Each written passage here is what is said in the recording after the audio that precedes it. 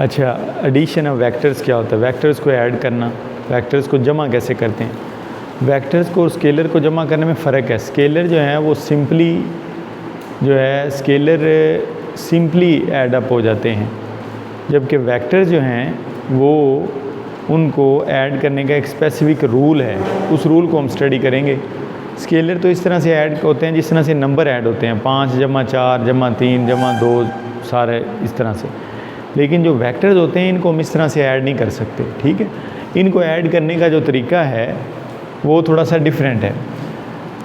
अच्छा, let's say कि हमारे पास 2 वेक्टर्स हैं, एक वेक्टर जो है वो a है और कोई दूसरा वेक्टर b है, ये वाला लेट्स से, और मैंने इन दोनों को ऐड करना है। तो क्या करेंगे हम? इनको ऐड करने के लिए जो रूल है उसका नाम है हेड टू टेल रूल। इसको हम उठाएंगे वेक्टर b को, इसकी टेल को यहाँ से उठा के इधर लगा दें, ठीक है। तो ये इस तरह से बन जाएगा कि a वेक्टर अपनी जगह पे ही है इस तरह से, और b वेक्टर को हमने यहाँ से उठाया। डायरेक्शन चेंज नहीं करनी, डायरेक्शन चेंज किए बगैर यहाँ पे समझे लगा दिया इस जगह पे, और ये डायग्राम इधर बन रही है, ये चीज़, ठीक है, इस तरह से। और यहाँ से मैं एक वेक्टर ड्रा करूँगा जो a की टेल को b के हेड से मिलाएगा, ये, ठीक है। इसका नाम है resultant vector r। Understand? Resultant vector जो है ये टेल को टेल से मिलाता है, हेड को हेड से मिलाता है। रिजल्टेंट वेक्टर टेल को टेल से मिलाता है और हेड को हेड से मिलाता है। ये जो प्रोसेस है जिसके ज़रिए हमने जिसको फॉलो करते हुए हमने ये एडिशन की है, इसको कहते हैं हेड टू टेल रूल। एक और भी रूल है वो हम आगे पढ़ेंगे, vector addition by rectangular components. लेकिन ये देखें तो हेड टू टेल रूल क्या होता है? हेड टू टेल रूल ये है कि आपने एक वेक्टर के हेड को दूसरे वेक्टर के टेल से मिला दिया, this is called head to tail rule. अच्छा, अब इसको एक और तरीके से इसी को हम कर सकते हैं। ऐसा भी पॉसिबल था कि अपने b के हेड को a की टेल से मिलाया। पहले हमने क्या किया, हमने इसकी टेल को उसके हेड से मिलाया। अच्छा, अगर मैं इसको इस तरह से करूं, यहाँ से इसको उठाऊं और इसको इधर लगा दूं, यानी कि b के हेड को a की टेल से मिला दें, तो फिर क्या होगा? ये इस साइड पे हम बना लेते हैं।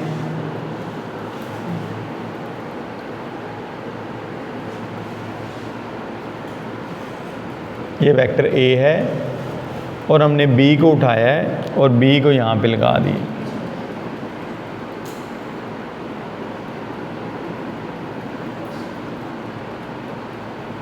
ठीक है। और यहाँ से हमने एक वेक्टर ड्रा किया है, ये इस साइड पे आ गया, this is called resultant vector, ठीक हो गए। अच्छा, ये रिजल्टेंट वेक्टर जो है ये दोनों के इक्वल होता है। यहाँ पे देखें तो रिजल्टेंट वेक्टर जो है ये बराबर होगा r is equal to first vector plus second vector, r is equal to a plus b। और यहाँ पे देखें तो r is equal to b पहले लिखना है, a बाद में लिखना है, b प्लस a, ठीक है। यहाँ तक क्लियर हो गया। r is equal to a plus b और r is equal to b plus. अगर आप दोनों देखें, इसको मैं इक्वेशन नंबर 1 कहूँ और इस डायग्राम की जो इक्वेशन है इसको हम 2 कहें, तो इसका मतलब ये हुआ कि कंपेयरिंग 1 एंड 2,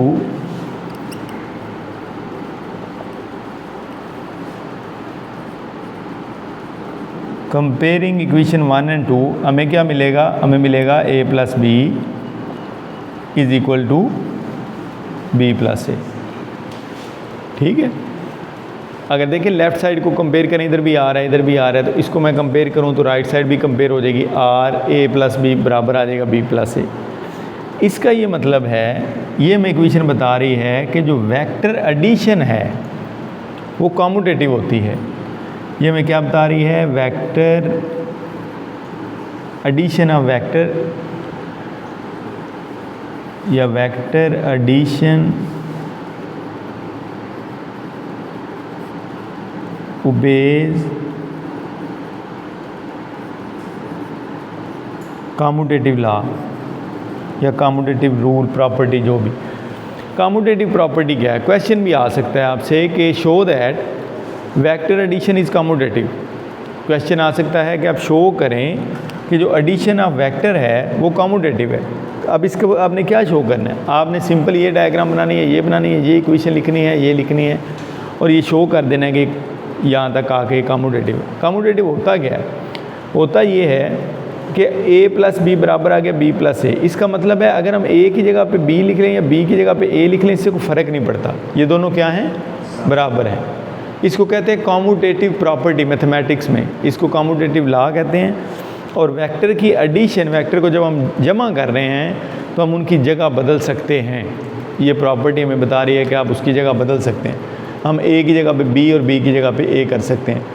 अच्छा, ये नहीं कि जैसे आपको पता है 5 + 7 कितना होता है 12, और या मैं इसको 7 + 5 करूँ तो कोई इफ़ेक्ट होगा, सेम चीज़ आ रही है।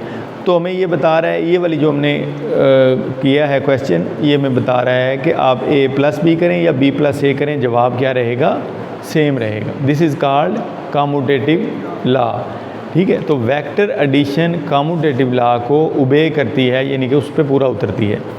तो हम ये कह सकते हैं कि प्रूव कर सकते हैं कि जो अगर आपसे कहा जाए कि प्रूव करें कि वेक्टर एडिशन कॉम्यूटेटिव है, तो आपने ये क्वेश्चन इस तरह से इसको कर देना। अच्छा, इसके बाद जो अगला है वो है the resultant vector. Resultant vector क्या होता है? रिजल्टेंट वेक्टर वैसे तो आपको समझ आ गई है, लेकिन चलें एक जो प्रॉपर उसकी डेफिनेशन है उसको लिख लेते हैं। रिजल्टेंट वेक्टर, रिजल्टेंट वेक्टर जो होता है ये सम ऑफ ऑल वेक्टर्स होता है जो ऐड किए जाते हैं। इसको हम अगर लिखें तो ये होगा sum of all the vectors that are taken together. वो सारे वेक्टर जिनको इकट्ठा किया जाता है उनको मजमुआ जो है वो क्या कहलाता है, रिजल्टेंट वेक्टर कहलाता है। वहाँ पे हमारा जो रिजल्टेंट वेक्टर है वही हम यहाँ पे भी लिख सकते हैं, R = a + b। ठीक हो गया, ये चीज़ आ जाएगी। इस तरह 3 वेक्टर होंगे तो a + b + c आ जाएगा, 4 होंगे तो a + b + c + d आ जाएगा, एंड सो ऑन। ये रिजल्टेंट वेक्टर हो जाएगा। अच्छा, इसके बाद जो आगे है वो क्या है, वेक्टर सब्ट्रैक्शन। अच्छा, वेक्टर सब्ट्रैक्शन क्या चीज़ है? वेक्टर सब्ट्रैक्शन जो है, सब्ट्रैक्शन किसे कहते हैं, क्या वह सब्ट्रैक्शन किसे कहते हैं? सब्ट्रैक्शन कहते हैं माइनस करने को। ठीक है, वेक्टर सब्ट्रैक्शन का मतलब है नफ़ी करना, मनफी करना। तो 2 वेक्टर्स की जमा पड़ी है ना हमने, अब 2 वेक्टर की माइनस। तो वेक्टर जो सब्ट्रैक्शन है ना वो बेसिकली वेक्टर एडिशन ही है, लेकिन डायरेक्शन ऑफ वेक्टर जो है वो रिवर्स्ड होती है इसमें, एक की या दोनों की। ठीक है, अब देखें इसमें वही हम मिसाल लेंगे जो हमारे पास पहले मौजूद है, इसको ही हम देखेंगे। अगर मैं वेक्टर b जो बना हुआ है इसकी या a की, b की डायरेक्शन हम बदल देते हैं। जो वेक्टर b है उसको हम रिवर्स कर देते हैं। वेक्टर b ये था, मैंने इसकी डायरेक्शन रिवर्स कर दी, ये क्या हो गया, -b। अब मैं इसको a में ऐड कर रहा हूँ, a वेक्टर हमारा वहाँ पे ही है इस तरह से, और इसको मैं b को इसमें ऐड कर रहा हूँ, तो ये हमारे पास आ जाएगा। अब इसको नहीं लेना, इसको लेना है। इसको लेंगे तो देखें इसका ये हेड है, इसके हेड को किधर मिलाना है, टेल के साथ। ठीक है, तो यहाँ पे जब मिलाएंगे तो ये बन जाएगा, इस तरह से डायग्राम बन जाएगी।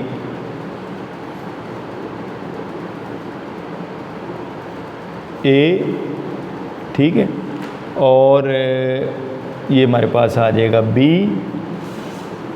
ठीक है, और इसका जो रिजल्टेंट वेक्टर है अब वो कैसे बनाएंगे, सॉरी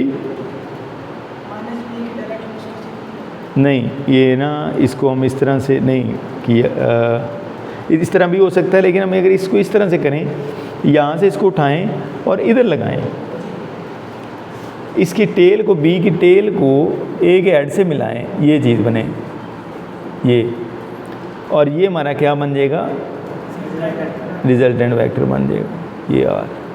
ठीक है, और इसको हम लिख सकते हैं रिजल्टेंट को कि आर बराबर है, क्या आएगा अब, आर बराबर है ए प्लस माइनस बी। ठीक हो गया, ए प्लस माइनस बी।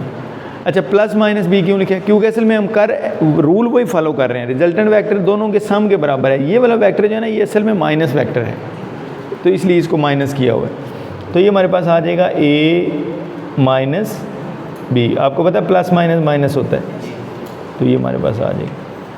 तो वेक्टर एडिशन और सब्ट्रैक्शन एक ही चीज़ है, सिर्फ डायरेक्शन ऑफ वेक्टर जो है उसका फ़र्क होता है। अगर माइनस साइन कर देंगे तो वो रिवर्स हो जाएगी उसकी डायरेक्शन, और इस तरह से वो हम कहेंगे कि वेक्टर सब्ट्रैक्शन होगी।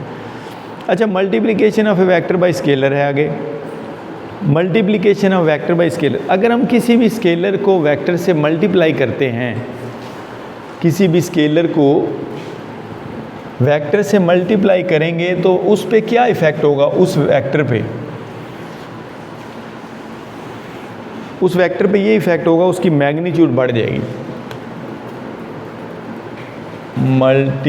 Multiplication of vector with scalar, of scalar with vector है, क्या है, of A vector by scalar, of A vector by a scalar. ठीक है। अच्छा, अब देखें कि अगर एक वेक्टर ए है और इसको मैं 2 से मल्टीप्लाई कर देता हूँ तो क्या होगा, 2a हो जाएगा। इससे इस पे क्या इफ़ेक्ट होगा, इसकी लेंथ 2 गुना हो जाएगी, ये 2a वेक्टर बन गई। अच्छा, अगर हम इसको -2 से मल्टीप्लाई कर देते हैं तो फिर क्या होगा, -2 से मल्टीप्लाई करेंगे तो मैग्नीट्यूड भी बढ़ जाएगी, डबल हो जाएगी, और डायरेक्शन भी चेंज हो जाएगी। ये वेक्टर की स्केलर के साथ क्या है, मल्टीप्लिकेशन है। ठीक है, तो यहाँ पे जो n है, n लिखा हुआ है na, तो n का मतलब है एनी नंबर, एनी पॉजिटिव या नेगेटिव, कोई भी नंबर जो 0 से ज़्यादा होना चाहिए। na लिखा हुआ है ना, तो n का मतलब है n, आप कोई भी 1 2 3 प्लस का माइनस का उसको ले सकते हैं। ठीक है, ये आपके पास ये क्लियर हो गए। अच्छा, इसके बाद जो है यूनिट वेक्टर। यूनिट वेक्टर क्या होता है, यूनिट वेक्टर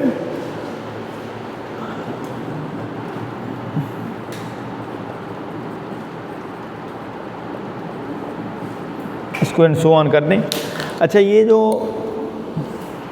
n है ना, 0 भी हो सकता है, आपको पता है 0 भी हो सकता है। अगर 0 को मल्टीप्लाई करेंगे ना, 0 स्केलर नंबर है वेक्टर के साथ, तो ये नल वेक्टर बनेगा, जो हम आगे पढ़ते हैं अभी। तो यूनिट वेक्टर क्या होता है, ऐसा वेक्टर जिसकी मैग्नीट्यूड क्या हो, 1 हो, उसको हम क्या बोलेंगे, यूनिट वेक्टर बोलेंगे। The vector which has only 1 magnitude.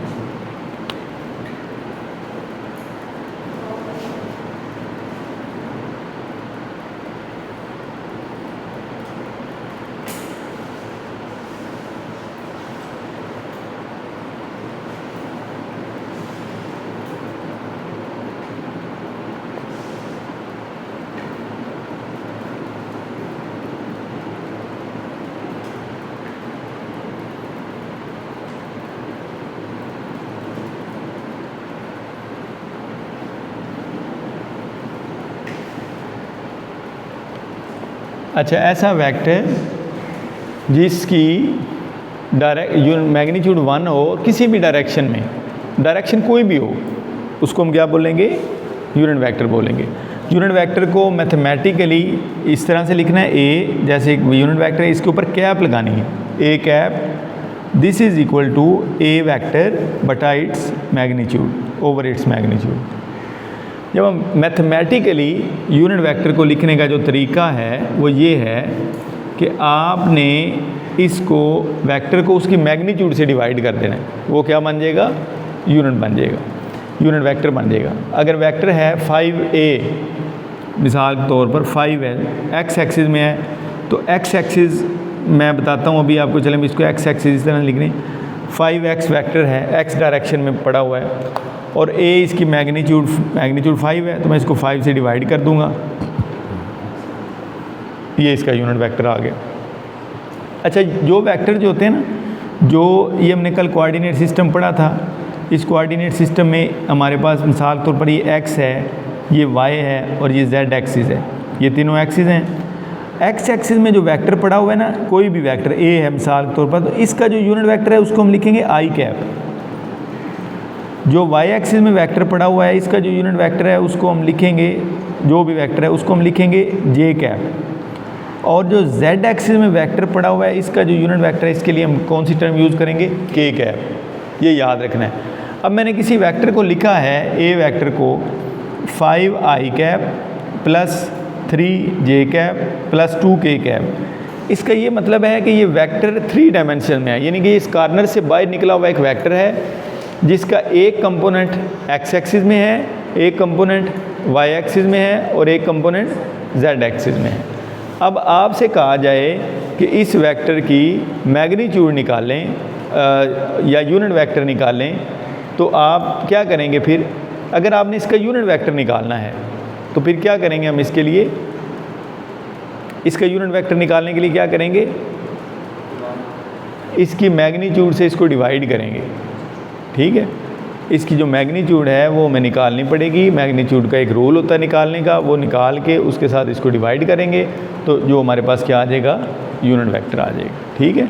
अब इसका तो मैग्नीट्यूड जो है ना, वो इस तरह से नहीं कि 5 है तो इसको 5 से डिवाइड करना, 3 है तो 3 से, 2 है 2 से, वो इधर तो हो सकता था, इधर नहीं हो सकता।